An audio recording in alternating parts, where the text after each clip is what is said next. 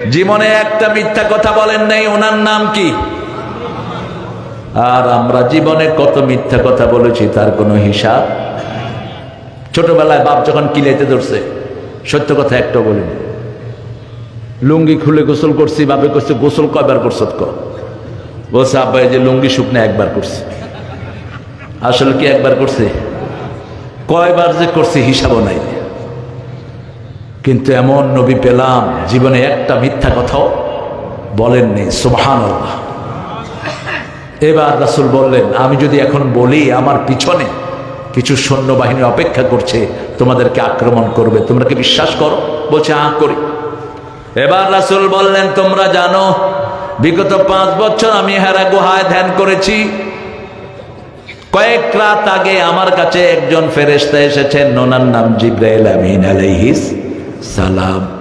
উনি আমাকে একটা ওহী দিয়েছেন, ওটা যদি তোমরা মানো, দুনিয়ার মালিকও তোমরা, আখিরাতের মালিকও তোমরা। লা ইলাহা ইল্লাল্লাহ, লা ইলাহা ইল্লাল্লাহু মুহাম্মাদুর রাসূলুল্লাহ। আলহামদুলিল্লাহ, আলহামদুলিল্লাহ। এই কালেমাটা বেশি পড়বেন, একটা খেয়াল করবেন। এই কালেমা পড়তে কিন্তু ঠোঁটে ঠোঁট লাগে না।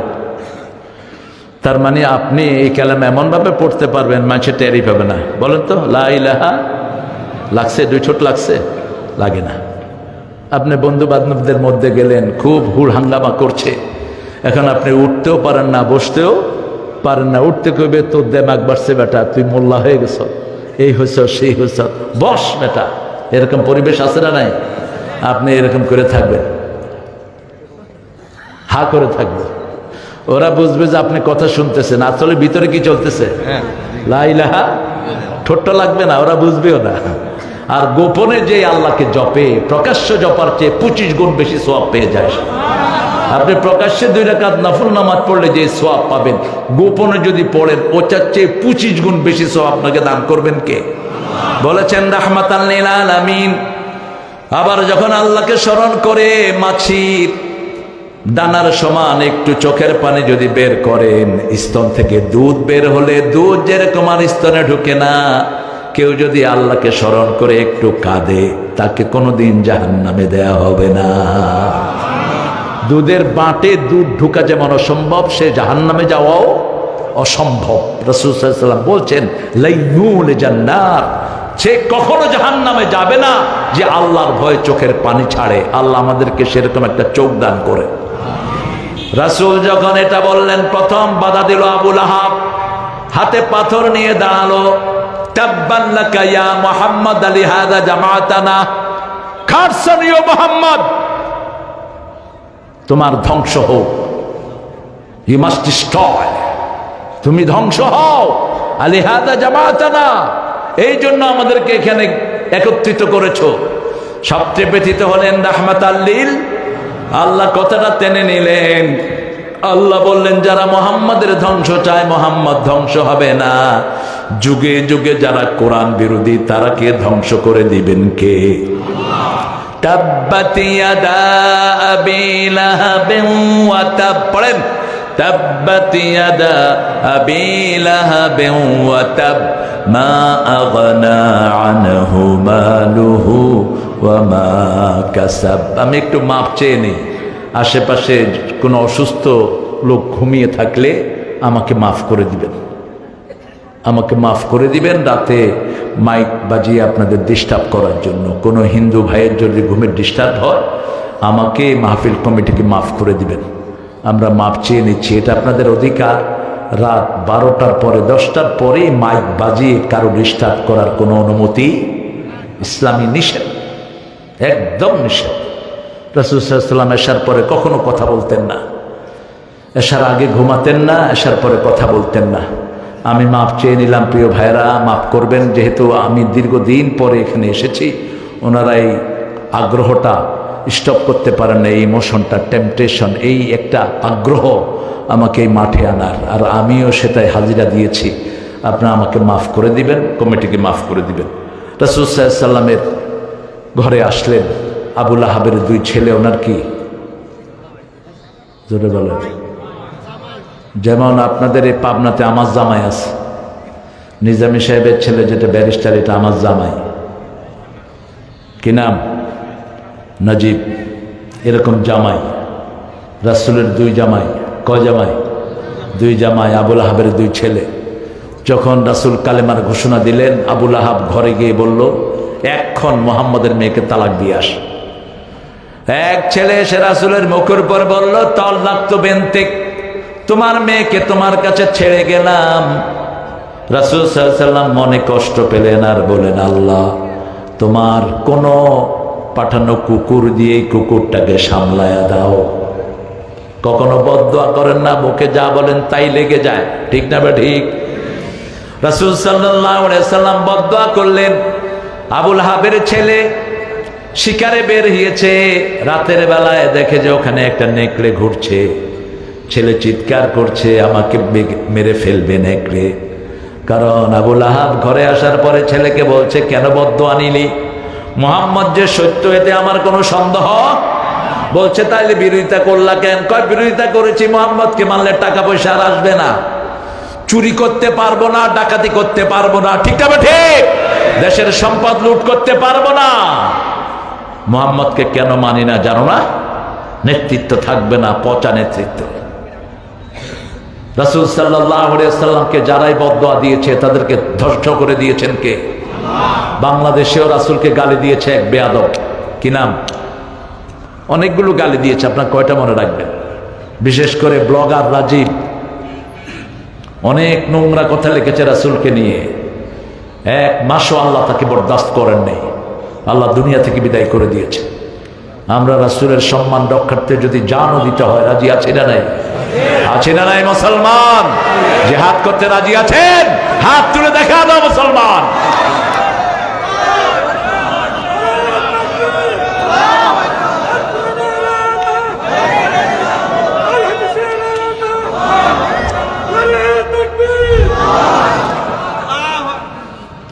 আল্লাহ কবুল করুক। আমরা ধরি না, ধরলে আর বুঝো না তো মুসলমান। মুসলমান কি জিনিস তোমরা বুঝো নাই, টের পাবা আরো সামনে। মুসলমান এখন সারা পৃথিবীতে একসাথ হচ্ছে। মুসলমানদেরকে প্রতিহত করার ক্ষমতা পৃথিবীর কারো। পৃথিবীর মালিক ছিলাম আমরা, আবারও আমরা মালিক হব, ঠিক না ঠিক? ভারতে কোন স্মৃতি হিন্দুদের নাই। কার?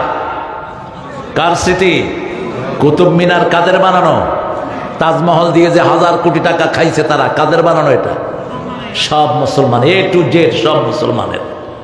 রাসূল সাল্লাল্লাহু আলাইহি ওয়াসাল্লাম ঘরে আসলেন, আবুল আহাবের ছেলেকে বাঘ উঠিয়ে নিয়ে ঘাড় মটকিয়ে ভেঙে ফেলেছে। দ্বিতীয় ছেলে রাসূলের কন্যাকে রেখে দিয়েছে। রাসূল হিজরত করে চলে গেলেন সাল্লাল্লাহু। ওই মেয়ের পেটে সন্তান আসলো, রুকাইয়া। আবুল আহাব বলছে, তুই হয় তোর বাপকে ছাড়বি, না হয় আমার ছেলেকে ছাড়বি। তিনি বলছেন, আমি জীবন যাবে, আমার বাপকে আমি ছাড়তে পারবো? বাপ ছেলে মিলে অকথ্য নির্যাতন করলো এই প্রসূতি মেয়ের উপরে। সারা চেহারা থেতলিয়ে দিল মেরে, উটের উপর উঠিয়ে দিল, যাও মদিনা চলে যাও। পেটে বাচ্চা নিয়ে মদিনার দিকে রওনা হলেন রাসূলের প্রিয়তমা দুলালী, জান্নাতের রমণী। কোথাকার রমণী?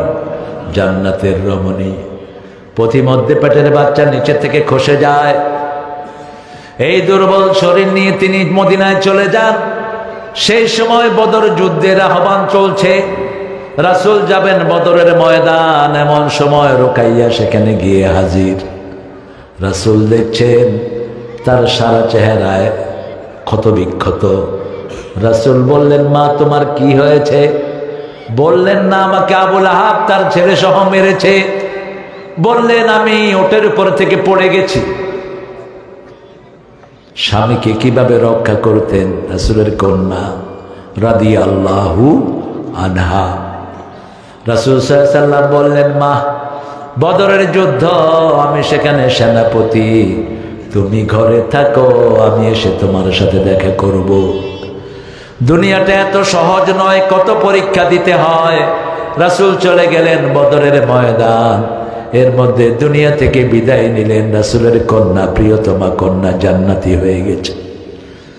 আল্লাহ রাব্বুল আলামিন রাসূল সাল্লাল্লাহু আলাইহি সাল্লামকে ছেলে দিলেন। ছেলের নাম হলো কাসেম। কি নাম?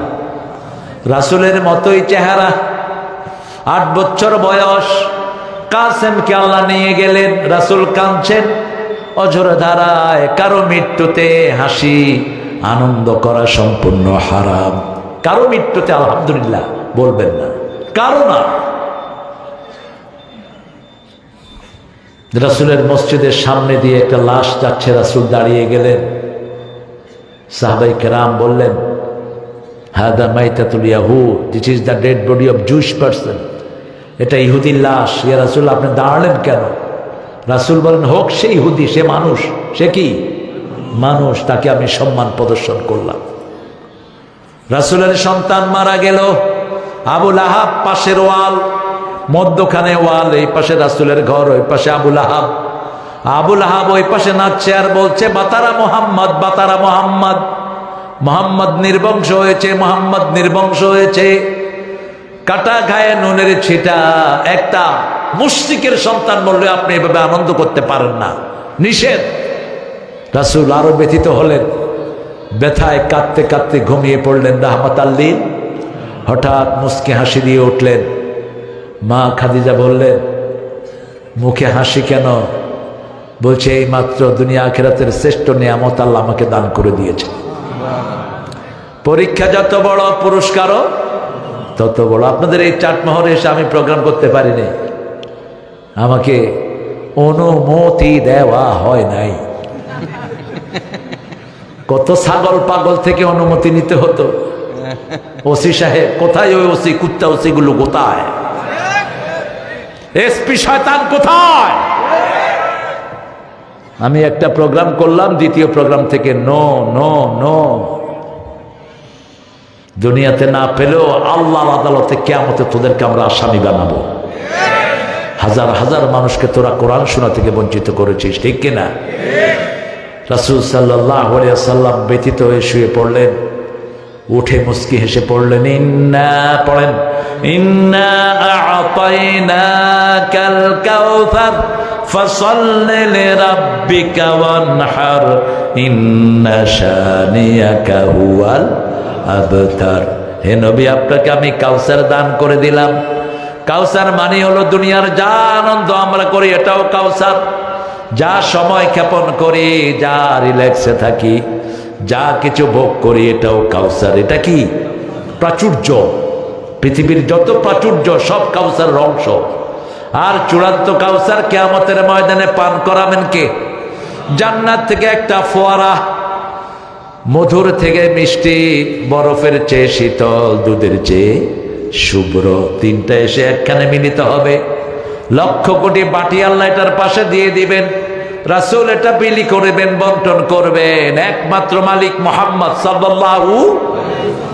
সবাই পানি খাওয়ার জন্য লাইন ধরে দাঁড়াবে, কারণ যে একবার কাউসার খাবে জীবনে আর তার পিপাসা ধরবে না, পিপাসা আর তার থাকবে না। হ্যাঁ, কে জানি?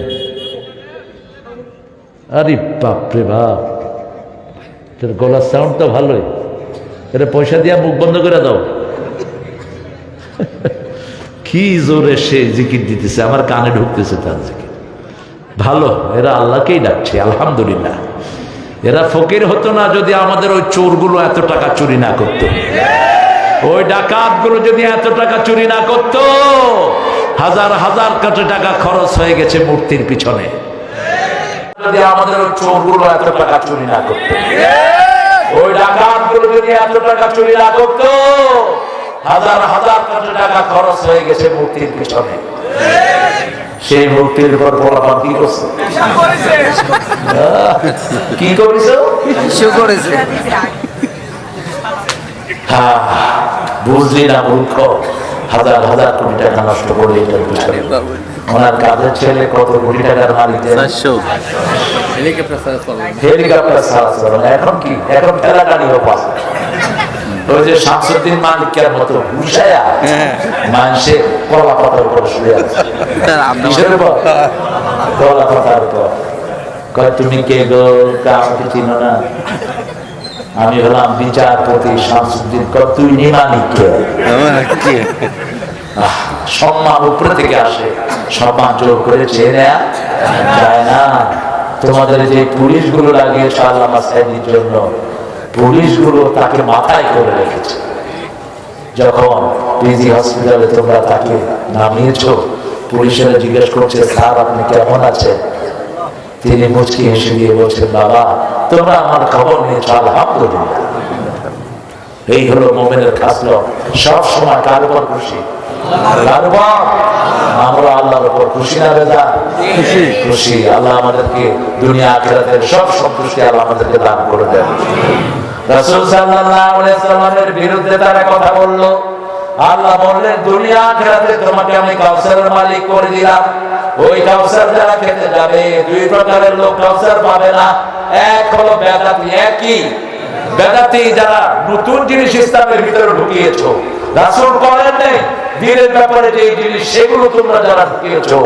আর দ্বিতীয় হলো যারা রাসূলকে নেতা মানো নেই, আমার নেতা তোমার নেতা। এটা আপনাদের কথা, কিন্তু ওদের কথা কি? আমাদের নেতা তোমাদের নেতা ছাতা মাতা ছাতা মাতা। এমন নেতা মানো জীবনে নামাজের কোন স্মৃতি নাই, এমন নেতা মানো চরিত্রের কোন ভালোই আছে কিনা কিছু জানো না। আর রাসূলের চরিত্রের সার্টিফিকেট কে দিচ্ছে? আল্লাহ দিচ্ছে। রাসূল হাউজুল কাউসার পান করাতে যাবেন, ফেরেশতারা বলবে এদেরকে দিও না, এদেরকে দিয়েন না ইয়া রাসূলুল্লাহ। এরা নামাজ পড়েছে রোজা করেছে কিন্তু আপনাকে নেতা মানে নাই। নামাজ পড়েছে রোজা করেছে, ইসলামের ভিতরে এমন জিনিস ঢুকিয়েছে যেগুলো আপনি ঢুকান নাই। আযানের আগে সালাতুন ইয়া রাসূলুল্লাহ আলাইকুম এরকম আছে না নাই? আন্দাজে জিনিসপত্র বানিয়ে নিয়েছে নিজেরা। ইনোভেশন জিকির আল্লাহ যা দিয়েছেন এগুলো করে না, নিজেরা বানায় দিয়েছে কিছু। আছে না? কথা বল না কেন? জিকির করে, জিকির করতে করতে লাভ দেয়, হাত পা ভেঙে দেওয়া দরকার। লাফাস কেন? আল্লাহ বলছেন সূরা আনফালে তোমার অন্তর লড়বে। কি লড়বে? ওয়াজিলাত কুলুবুহুম, অন্তর সিক্ত হবে, শরীর না। শরীর যাদের লড়ে এটা ব্যারাম, এটা রোগের লক্ষণ। শরীর ভালো মানুষের লড়ে না, ঠিক না? ঠিক। ভালো মানুষ যদি এরকম করে এটা তো ভালো মানুষ না। ওর মির্গি রোগ হয়েছে, ওর ঢুকা হসপিটালে। কি অসুস্থ আমাদের দেশের এগুলো। আল্লাহ বলছেন জিকির আমি দিলাম, তুই বানালি কেন জিকির? আল্লাহ জিকির কি বলেন তো? শ্রেষ্ঠ জিকির কি? শ্রেষ্ঠ জিকির হলো কোরআন তেলাওয়াত। কোরআনের অংশ হলো সূরা মুহাম্মাদের প্রথম আয়াতের একটা অংশ হলো লা ইলাহা ইল্লাল্লাহ। সূরা ফাতিহার প্রথম অংশ হলো শেষ আয়াতের প্রথম অংশ মুহাম্মাদুর রাসূলুল্লাহ। বাদা তেলাওয়াতিল কোরআন আফদালুল যিকরি লা ইলাহা ইল্লাল্লাহ। কোরআন তেলাওয়াতের পরে প্রথম শ্রেষ্ঠ জিকির হলো লা ইলাহা। আগে কোরআন তেলাওয়াত, কারণ কোন জিকির এমন নাই একবার পড়লে অর্ধেক কোরআনের সওয়াব হয়, কিন্তু সূরা ফাতিহা একবার পড়লে অর্ধেক কোরআনের সওয়াব দান করে দিবেন কে? আল্লাহ। আবার সূরা ইখলাস তিনবার পড়লে এক খতম কোরআনের সওয়াব দিবেন কে? আল্লাহ। 10 বার পড়লে জান্নাতে বাড়ি বানায়া দিবেন কে? আল্লাহ। এটা কোন জিকির আছে এরকম সমান হতে পারে? আছে কোন জিকির? নাই। লা ইলাহা ইল্লাল্লাহ পড়বে, আগে সব গুনাহ মাফ হয়ে যাবে। আমাদের মাহফিল কেন বিরোধিতা করতে জানেন? এই যে বাধা কেন দিত আমার মাহফিলে? আমাকে 5 বছর দেশে থাকতে দেয়নি, ছিলাম আমেরিকাতে, ইউরোপে, অনেক জায়গাতে। আসছি মাহফিল হবে না। কেন হবে না? অমুক নেতা নিষেধ করিয়াছে। ওসি সাহেব এসপি সাহেবকে বললো উনি ডেঞ্জারাস। এসপি আবার ওসিকে বললো তারে মাঠে ঘুরতে দিও না। কত গরু ছাগলের মুখ দেখলাম গত 15 বছর, ঠিক না? ঠিক। কেন দিত না জানেন? এখন জানেন। আমাদের মাহফিল গুলোতে হিন্দু ভাইরা কালেমা পড়ে মুসলমান হয়। গত 1 সপ্তাহ 10 দিন আগেও 18 জন একসাথে মুসলমান হয়েছে। চকরিয়াতে 18 জন একসাথে মুসলমান হয়েছে। সবচেয়ে ছোটটার বয়স ছিল 8 বছর। আপনাদের এই চাটমহল এরকম রেকর্ড আছে না নাই? আছে, অতীতে আছে। এই জন্য তারা এটা সহ্য করতে পারে না, কারণ কোরআন আছে যেখানে, বরকত আছে সেখানে। আমরা দুইটা কাজ আজকে মাঠ থেকে নিয়ে যাবো। কয়টা? আমরা নামাজ পড়বো তো, কয় ওয়াক্ত? পীরের তো বাংলাদেশের অভাব নাই, আপনাদের চাটমহলে চারিদিকে পীরের কোনে নামাজ নাই, রোজা নাই, এরকম পীর আছে না? ধরে হাত পা ভেঙে শুধু পুলিশের হাতে তুলে দেবে, পীরের ঘুষায়া মালিকের মতো গাল দাঁত ফেলায়। ঠিক, নামাজ নাই, রোজা নাই, পীর তুই শয়তান। শয়তান হচ্ছে ভালো, শয়তান তো আল্লাহকে সিজদা করছে, ঠিক না বেটি? কথা বল না কেন? কিন্তু শুধু কাকে সিজদা করবে? আদমকে সিজদা হুকুম দিয়েছেন কে? সেই আল্লাহ বলছে আমাকে সিজদা কর, সেই আল্লাহ বলছে আদমকে সিজদা কর। সিজদা করলেই তো আর শয়তান হতো না। ফাসাজাদাল মালাইকা ইল্লা ইবলিস আবা ওয়াস্তাকবারা ওয়া কানা মিনাল কাফিরিন। আমরা সিজদা করব কাকে? আল্লাহ ছাড়া কাউকে সিজদা করব না। আল্লাহ বললেন যদি কাউসারের মালিক হতে চাও দুইটা জিনিস করো, তাহলে কাফেরদেরকে আমি বাংলাদেশ থেকে উধাও করে দেব, কোরআন বিরোধীদেরকে এমন ভাবে নিয়ে যাব ইন্দুরের গর্তে পাবা না। ঠিক না ঠিক? কে বলেছিলেন? কথা যা বলেছে মনে হয় দেখে দেখে বলেছে। বলছে বেশি তৈরি করো না, আমরা আছি গাছের গোড়ায়, তোমরা আগায়। একটু না দেবো মামু বাড়ি দিয়ে বুঝে যাবো। গেছে কোথায়? একদম সেখানেই আছে, যা নাম বলেছে সেখানেই আছে। আল্লাহ আল্লাহ আল্লাহ সাইদের কবরকে জান্নাতুল ফেরদাউস বানাও। আপনাদের পাবনাতে যে কত আসতে, কত আসতে পাবনাতে, এখানে সুবহানাল্লাহ। আল্লাহ তার কবরটাকে তুমি জান্নাতুল ফেরদাউস বানাও। আপনাদের পাবনা ওই যে আলামিন ট্রাস্ট, তারপরে পাবনা কবরস্থান যেটা আরিফপুর, আরিফপুরে আমিও অনেকবার গিয়েছি, সবচেয়ে বেশি এসেছেন আল্লামা সাইদি। আল্লাহ তাকে তুমি মাফ করে দাও। আমরা নামাজ পড়বো কয় ওয়াক্ত? কোথায়? ঠিক আছে তো? সবচেয়ে দামি নামাজ কোনটা বলে? হ্যাঁ,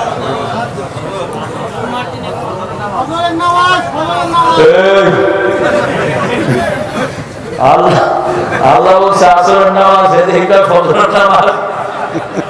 সূরা বাকারা 238 নম্বর আয়াত মনে রাখেন, 238। হাফিজু আলাস সালাওয়াত ওয়াস সালাতিল মুস্তা ওয়া কুমু লিল্লাহি কানিতিন।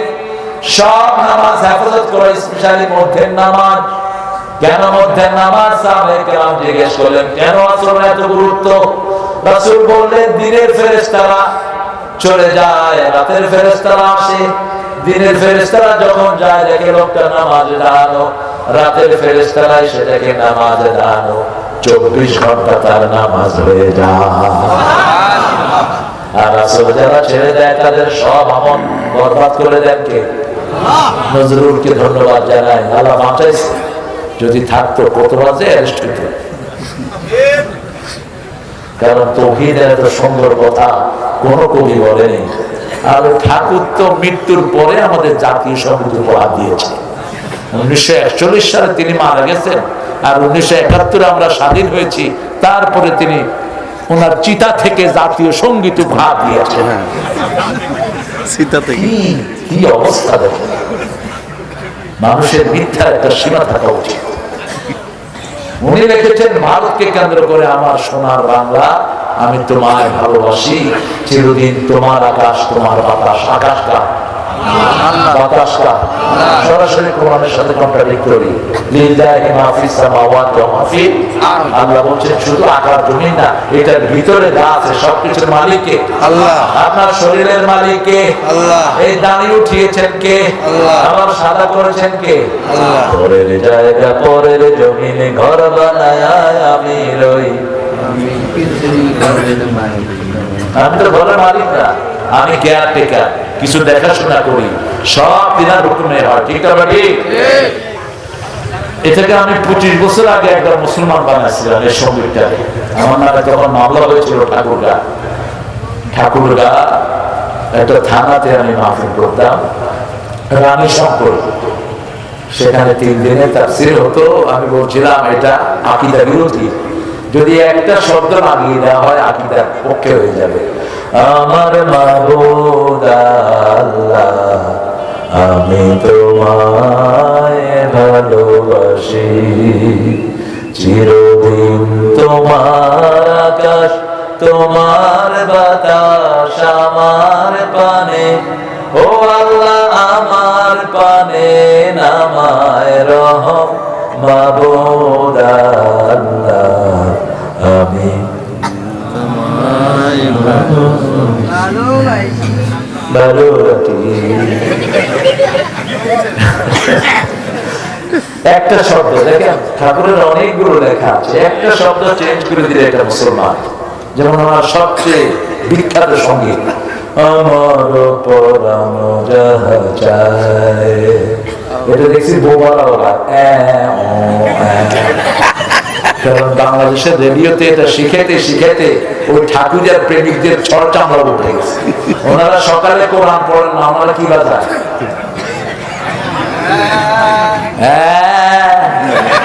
আর কুত্তাও করে হ্যাঁ। সকালে ঠাকুরের সঙ্গীত শুনে তাদের ঠাকুর প্রেমিকেরা, আর আমাদের সকাল হয় কোরআন দিয়ে, ঠিক না ঠিক? কোরআন যারা শুনবে তাদের জন্য কোরআন সাক্ষী দিবে, ইন্না কোরআনাল ফাজরি কানা মাশহুদা। এই গানটার ভিতরে একটা শব্দ লাগিয়ে দেয়, আল্লাহর ইচ্ছায় যাহা হয় আমি তাই তাই গো, আল্লাহ ছাড়া ত্রিভুবনে মোর কেহ নাই, কিছু নাই গো, আল্লাহর ইচ্ছায় যাহা হয়, ঠিক না? পাঁচ ওয়াক্ত নামাজ যেখানে আমরা যাব, সেখানে মাজার আছে, যেখানে আমরা নাই কোরআন হাদিসে মাজার শব্দটির কোনো জায়গা নাই, একদম একটা বার পাবেন না। কিন্তু মসজিদের কথা আছে না নাই? জাতীয় কবি মসজিদকে নিয়ে লিখেছেন, মসজিদের পাশে আমার যেন গড়ে হতেও মুয়াজ্জিনের আযান শুনতে পাই, আমার ঘরের পাশে দিয়ে ভাই নামাজিরা যাবে, পবিত্র সেই পায়ের ধ্বনি এ বান্দা শুনতে পাবে, গোর আযাব থেকে গুনাহগার পাইবে রেহাই, মসজিদের পাশে আমার কবর দিও ভাই। ওনার কবরটা কোথায়? মসজিদের পাশে। বাড়ি কোথায়? কবর কোথায়? চাইতে হবে কার কাছে? আল্লাহর কাছে চাইতে হবে।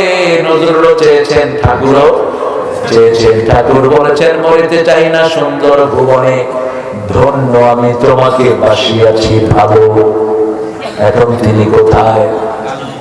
আর নজরুল সুন্দর ভুবন বলেন নাই, বলেছেন এই সুন্দর ফুল, সুন্দর ফল, মিঠা নদীর পা। এখানে পার্থক্য একটা মুশরিক আর একটা তাওহীদবাদীর মধ্যে, ঠিক কি না? ট্রেনে উঠলে আমরা যখন ওই যে ট্রেনের শব্দের সাথে ডুলি আমরা পড়ি আল্লাহ আল্লাহ আল্লাহ, ঠিক না ভাই? আর যেগুলো মনে আনা না এগুলো কি বলে ওরা নিজেরাও বলে না। প্রত্যেকের ভিতরে যেটা বাহিরেও সেটা, আমাদের ভিতরে হলো এক আল্লাহ প্রেম। কার প্রেম? ফজরের সময় নামাজ, ফজরের নামাজ বরকত বাড়িয়ে দেয়। ফজর পড়বে যারা রিজিকের অভাবে থাকবে না তারা, জোহর পড়বে যারা স্বাস্থ্য ভালো রাখবে তারা, আসর পড়বে যারা বাণিজ্য পাবে তারা, মাগরিব পড়বে যারা সব রকমের নিরাপত্তা পাবে তারা, এশা পড়বে যারা জান্নাতের বাসিন্দা হয়ে যাবে তারা। কারণ এশা যারা জামাতে পড়ে আর ফজর যারা জামাতে পড়ে, রাসূল বলেছেন মধ্যখানের সময়টুকু নামাজ হয়ে যায়। ও নামাজি আমার ঘরে নামাজ পড়ো আজ। কার লেখা? নজরুল। এই নজরুল কত লেখা মসজিদ নিয়ে। মসজিদেরই ঝাড়ু বরদার হোক আমারই হাত, শোনো শোনো ইয়া ইলাহি আমারি মুনাজাত, শোনো আমারি মুনাজাত। মসজিদেরই ঝাড়ু বরদার হোক আমারে হাত, শোনো আমারে মুনাজাত। কার কাছে চাইবেন? কত সুন্দর লেখা তার, যেন কানে শুনি সদা তোমার কালাম, হে খোদা চোখে যেন দেখি শুধু কোরআনের আয়াত, শোনো আমার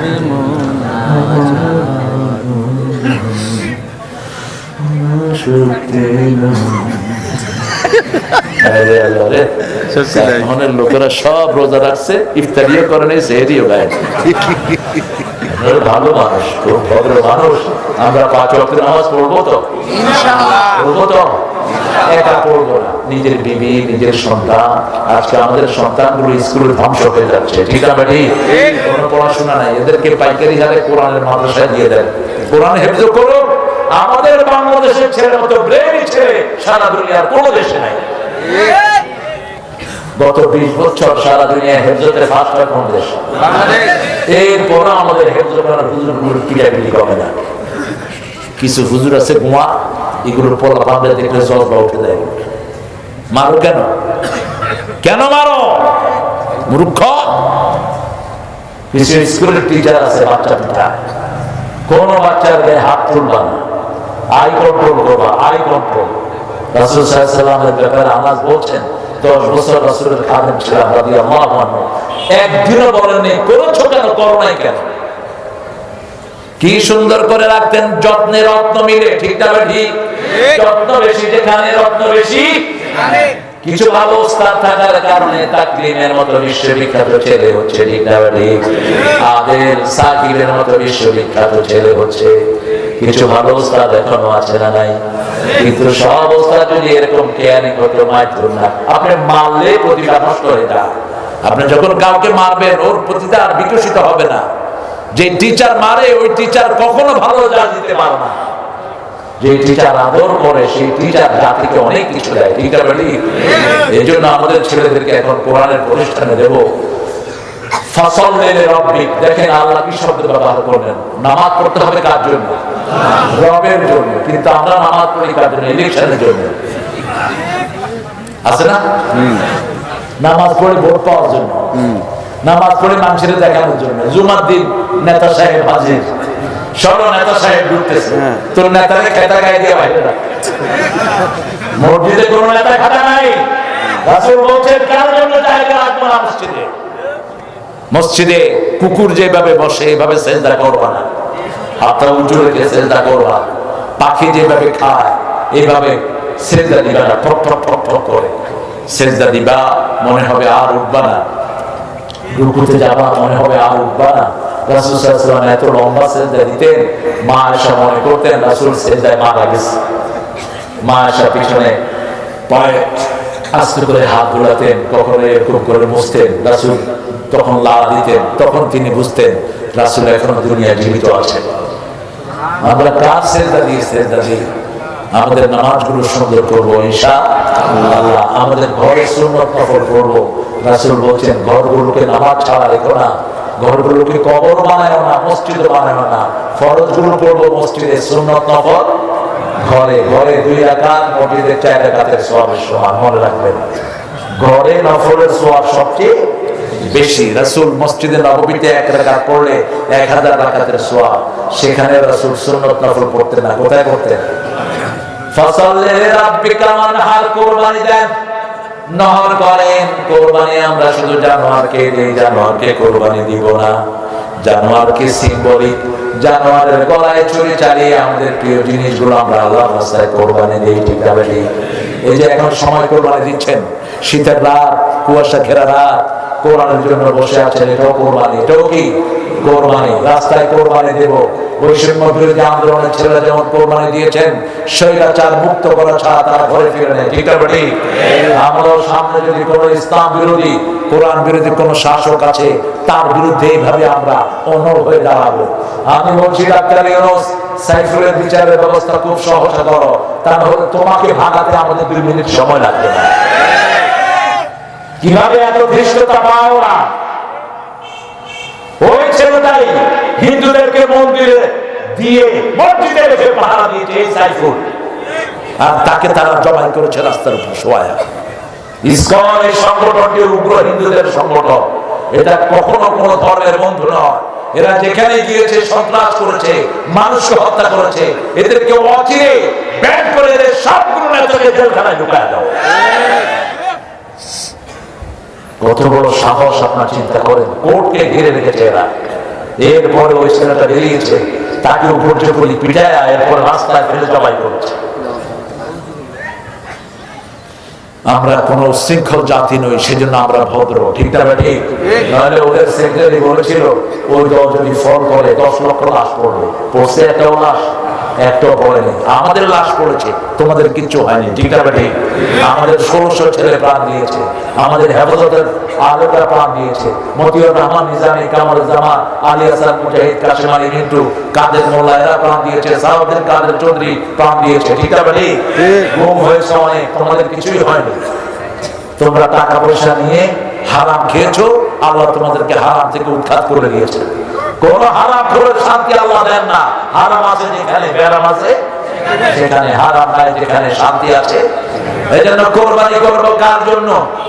ফাসাল্লি লিরাব্বিকা ওয়ানহার। একটু আল্লাহকে হাত দেখাবো। আল্লাহ 5 ওয়াক্তের নামাজ আর আমরা কখনো ছেড়ে দেব না। একটু হাত দেখাই, একটু কষ্ট দিয়ে দেব না। হে আল্লাহ, আপনার নামে শপথ করছি, জীবনে কোনোদিন ফরজ নামাজ, ফরজ রোজা, ফরজ কোরআন পড়া ছেড়ে দেব না। আমিন ইয়া রাব্বাল আলামিন। হাতগুলো নামাজ আপনার ছেলেদেরকে নিয়ে, মেয়েদেরকে নিয়ে ঘরে আপনি নামাজ পড়েন, ঘরে জামাত করেন, আপনি ইমাম হন। ছেলেরা যদি হেফজখানায় থাকে তাকে ইমাম বানায় দেন, নফল নামাজ পড়েন। আর ফরজ গুলো কোথায় পড়বেন? মসজিদে পড়বেন। ফরজ মসজিদে পড়লে যদি জুমা মসজিদ হয় 1 রাকাতে 500 রাকাতের সওয়াব, আর যদি নরমাল মসজিদ হয় 1 রাকাতে 27 রাকাতের সওয়াব। সেজন্য আমরা সামনে আসতেছি ইনশাআল্লাহ রমজান, এখনই প্ল্যান করব রমজানটাকে যাতে শ্রেষ্ঠভাবে উদযাপন করতে পারি। কারণ রমজানে 1 রাকাতের সওয়াব 700 রাকাতের সমান হয়। এবং নফল পড়লে কিসের সওয়াব? কথা বলেন না, ফরজের সওয়াব। ফরজ 1 রাকাত পড়লে 700 থেকে ইউদাইফু লাহু লিমান ইয়াশা আল্লাহু ওয়াসিউন আলিম। আল্লাহ বলছেন আমি এত পরিমাণ বাড়িয়ে দেই যেটা মানুষ কল্পনা করতে পারে। ইনশাআল্লাহ আমরা এখন থেকে এই নামাজ আর কোরবানি যদি দেই, ইন্না শানিয়াকা হুয়াল, শানুন মানে হলো শত্রু, শানুন মানে কি? শত্রু। শানাআনু কওমিন আল্লাহ তা'দিলু ই'দিলু ইয়া আকরাবু লিত-তাকওয়া। কারো দুশমনীমূলক ভাবেও কারো উপর বেইনসাফি করা যাবে, জুলুম করা যাবে না। কারো বাড়ি ঘর পোড়াবেন না, কারো গাড়ি পোড়াবেন না, এগুলো হারাম। রাসূল নিষেধ করেছেন। কোন মেয়ের গায়ে হাত দিবেন না, কোন বৃদ্ধের গায়ে হাত দিবেন না, কোন শিশুকে মারবেন না। যারা অপরাধী তারাও যদি ক্ষমা চায় তাদেরকে কেউ কেউ দিতে হবে, ক্ষমা করে দিতে হবে। ক্ষমার চেয়ে বড় গুণ আর কিছুই নাই। আমরা আমাদের দেশ গড়বো, আমাদের দেশে যেন কোনো মানুষ না খেয়ে থাকে, না খেয়ে না থাকে, কোন দরিদ্র যেন অসহায় হয়ে পড়ে না থাকে। ঠিক আছে? আমাদের প্রতিবেশী যদি না খেয়ে থাকে আমরা মুমিন হতে পারবো না। এই জন্য হিন্দু ভাইয়েরা যারা আছেন, আপনারা আমাদের কাছে আমরা নামাজের আপনাদেরকে পাহারা দেই। আমরা আপনাদেরকে কখনো দুশ্মন ভাবি না, আমরা ভাবি আপনারা সমাজের অংশ। ঠিক আছে? আপনাদের মূর্তি পূজার কোন কথা তো আপনাদের কিতাবে নাই, আপনারা এটা আল্লাহর কাছে জবাব দিবেন। শিরক যারা করে তারা জাহান্নামে যাবে, আমার কোরআন বলছে। ঠিক আছে? আমরা সেই শিরকের বিরুদ্ধে আপনাদেরকে আমরা বলবো যে আপনারা শিরক করেন না, আপনারা এক আল্লাহকে সিজদা দেন। আপনাদের এই মূর্তি আপনাদেরকে বাঁচাতে পারবে না। আপনারা মূর্তিকে কখনো ডাকেন না, বিপদে পড়লে আল্লাহকে ডাকেন। ঠিক আছে? ঠিক কথা বলে কেন? বিপদে পড়লে কোনোদিন কইছে দুর্গা আমারে বাঁচাও, কইছে কোনোদিন? বরং দুর্গারে পানিতে চুবাইয়া 1 বছর লেগে ফিরে আসে। আমি এক ছেলে জিজ্ঞেস করলাম, শ্যামল তোমার খবর কি, পূজা টুজা করো, দুর্গাতে সুবাই দিয়েছি, 1 বছর লাগবে না। এগুলোর কোনো সমাধান, এটা আপনারাও বুঝছেন।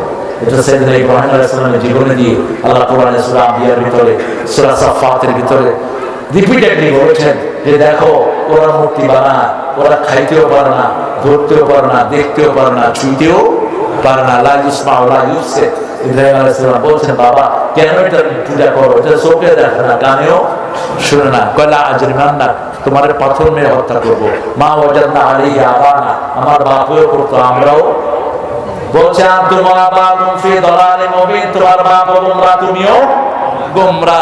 এবার বাপ জবাব দিচ্ছে ছেলে তুই যদি মৃত্যুর বিরুদ্ধে কথা বলো আমি তুলে মেরে ফেলবো, পাথর মারবো। আর ছেলে জবাব দিচ্ছে লা আস্তাগফিরান্নাকা ইলা রাব্বি, আমি তোমার জন্য মাপ চেয়ে আল্লাহর কাছে কাঁদবো। কি সুন্দর ছেলের জবাব। আমরা যেন ইব্রাহিম আলাইহিস সালামের সেই আদর্শকে অনুসরণ করতে পারি, আল্লাহ তৌফিক দান করুন। বলেন লা ইলাহা ইল্লাল্লাহ, লা ইলাহা ইল্লাল্লাহ। না না অনেক এটা তো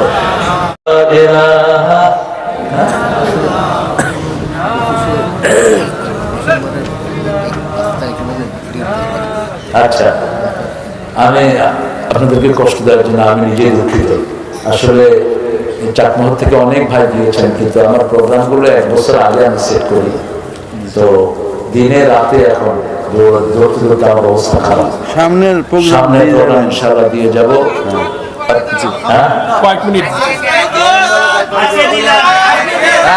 আগামীতে রাত্রে রাত 10টা দিবে ইনশাআল্লাহ। কথা বলবো ইনশাআল্লাহ, ডেট দিয়ে যাবে। আমি ডেটগুলো নরমালি বুক করি রমজানের প্রথম সপ্তাহ। এটা আপনারাও খুশি হবেন, কারণ রমজানে একটা ডেট নিলে আমি 700 ডেটের সোয়াব পাই। হ্যাঁ, খালি সোয়াব, মারা গেলে বুঝবা সোয়াবের কি দরকার। সামান্য দুনিয়ার জন্য কোটি কোটি টাকা আত্মসাৎ করো, থাকার কোনো সাহিত্য নাই, পড়ার কোনো সাহিত্য নাই, ঠিক আছে?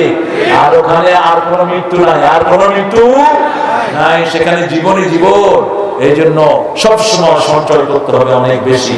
এখানে 1 থেকে 5 তারিখে তুমি এটা রকেট করে নিও। জি জি ইনশাআল্লাহ। এই আলেকবার রাসূল আমার ভালোবাসা, রাসূল আমার আলো আশা, রাসূল আমার প্রেম বিরহের মূল আলোচনা, রাসূল আমার কাজে কর্মে অনুপ্রেরণা, রাসূল আমার ভালোবাসা, মন আমার কাঁদে রে, প্রাণ আমার কাঁদে রে, যেতে সোনার মদিনা। আপনারা তো কেউ গান না।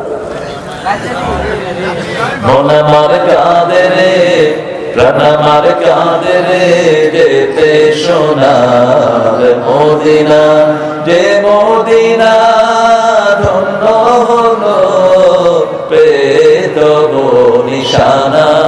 যেখানে যাই রাসূলের সুন্নাহর বাইরে যেন না যাই, যেখানে যাই আমরা মুসলমান থাকতে পারি, ঠিক না? যেখানে গেলে আমার ইসলাম থাকে না সেখানে আমি যাব না, কারণ আল্লাহ বলেছেন ওয়ালা তামুতুন্না ইল্লা ওয়া আনতুম মুসলিমুন, মুসলমান না হয়ে তোমরা মরো না। এখন এমন জায়গায় গেলাম যেখানে ইসলাম থাকে না, মারা গেলাম, আমার মৃত্যুটা মুসলমানের মৃত্যু হবে না। এই জন্য আগে দেখতে হবে ইসলাম, তারপরে প্রোগ্রাম, ঠিক না? আগে দেখতে হবে ইসলাম, তারপরে অন্য জিনিস দেখতে হবে। আমরা ইনশাআল্লাহ দোয়ার দিকে যাব। আমার আপনারা প্রাইম লিস্টে আছেন, সমস্যা নাই। চাকমোহর আমার প্রিয় জায়গা, আমি ইনশাআল্লাহ আসবো এখানে, আল্লাহ যদি আমাকে তৌফিক দেয়। তো আপনাদের 5 থেকে সন্ধ্যা রাতে ইনশাআল্লাহ 8টাতে বসবো, 10টা শেষ করবো ইনশাআল্লাহ, ঠিক আছে না? এটাই প্রাইম টাইম। আজকে যদিও 1 ঘন্টার বেশি, এখন তো ইউটিউব হুজুররা 45 মিনিট পরে, আধা ঘন্টা পরে হেল্প করে ফেলে। এটা আদবের খেলা। আল্লামা সাইদি এটা কখনো করতেন না। আমি বারবার জিজ্ঞেস করতেছি ওনাকে মনোজাত করবো কিনা, এটাই হলো আদব। একটা প্রোগ্রাম করতে অনেক কষ্ট হয়, ঠিক আছে? ঠিক, আপনারাও কষ্ট করে এসেছেন, কাজ কাম সব ছেড়ে দিয়ে সব কিছু গুছিয়ে আপনারা এসেছেন। এখন আমি যদি উঠে 15-20 মিনিট পরে মোজাত তুলে দিতাম, আপনারা হয়তো সামনে কিছু বলতেন না, কিন্তু মনটা খান খান হয়ে যেত। আহারে, আল্লাহ কবুল করো। আল্লাহ যেন আমাদের সবাইকে রাসূলের সুপারিশ পেয়ে জান্নাতুল ফেরদাউসের বাসিন্দা করুন। আমিন। হ্যাঁ হ্যাঁ, জায়গা এখনো হয়নি, আলহামদুলিল্লাহ। হ্যাঁ ভালো না, কালকে নামাজ আছে, আমি অনেক দূরে যাব, আমার জন্য আপনারা দোয়া করবেন। আমি আমার নামাজ পড়ালে অনেক দূরে যাবি তো। ডিমলা আমি কোনটা নিতেই চাইনি, কারণ সকালে আমি এখন থেকে রওনা হলেও আমি ডিমলায় পৌঁছাতে খুব কষ্ট হয়ে যাবে, রংপুরের থেকে আরো 75 কিলোমিটার। এই একটু অনেক দূর ডিমলা, নীলফামারীর একদম শেষ প্রান্ত। তো আমরা ইনশাআল্লাহ এখন দোয়া করবো ইনশাআল্লাহ। পড়েন সুবহানাকা আল্লাহুম্মা ওয়া বিহামদিক আশহাদু আল্লা ইলাহা ইল্লা আনতা আস্তাগফিরুকা ওয়া আতুবু ইলাইক। আমরা এখন দোয়া করব আমাদের প্রিয় মেহমানদের জন্য।